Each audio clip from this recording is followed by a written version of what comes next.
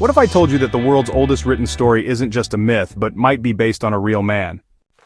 The Epic of Gilgamesh, etched into clay tablets over 4,000 years ago, is one of humanity's earliest surviving works of literature. But who was Gilgamesh? A god, a hero, or an actual king whose legacy echoed through time? Welcome to Epic Time Journeys. Our story begins in ancient Mesopotamia, modern-day Iraq, in the legendary city of Uruk. Around 2700 BCE, long before the pyramids of Giza were built, Uruk was already a booming metropolis. Towering walls, bustling markets, and great temples marked its skyline, and at the center of it all was its mighty ruler, Gilgamesh. The Sumerians believed Gilgamesh was two-thirds god and one-third human. In the epic, he slays monsters, defies gods, and even searches for eternal life. But what lies behind this supernatural tale? Historians now believe that Gilgamesh was indeed a real king, listed in the Sumerian king list as the fifth ruler of Uruk, reigning for 126 years. Obviously, that number is symbolic, but it suggests he was more than just legend. Archaeologists have found inscriptions and references outside the epic that support his historical existence. But why did his life become myth? The story begins with Gilgamesh as a tyrant, cruel, arrogant, and honestly, unstoppable. The gods, angered by his behavior, create a wild man named Enkidu to challenge him. But instead of becoming enemies, they actually become close friends.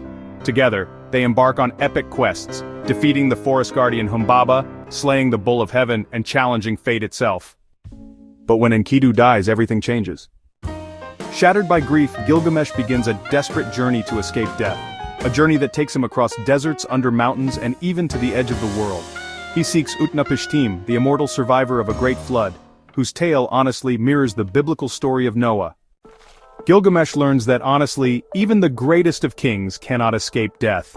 Immortality, as the story goes, is reserved for the gods.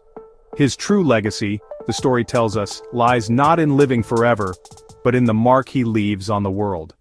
And here's where it becomes truly remarkable. The Epic of Gilgamesh wasn't just a tale told around fires. It was carved into cuneiform tablets, preserved in royal libraries like that of Ashurbanipal in Nineveh. When these tablets were rediscovered in the 19th century, they stunned the world, not just for their poetry, but for the uncanny parallels to later religious texts, including the Bible. Was Gilgamesh the first superhero? Or was he, the original philosopher king, pondering life, loss, and purpose thousands of years before Socrates? Even today, scholars still debate which parts of the epic are fact, fiction, or maybe even divine allegory, but one thing is clear: Gilgamesh's journey still resonates. His fear of death, his search for meaning, his love for his friend, these are honestly deeply human emotions.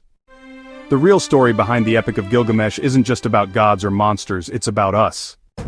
And maybe that's why his name has endured for over 4 millennia. Because long before Homer sang of Achilles, long before Moses crossed the Red Sea, there was a king who searched for the secret of life and found something far greater. This was the real Gilgamesh. This was Epic Time Journeys.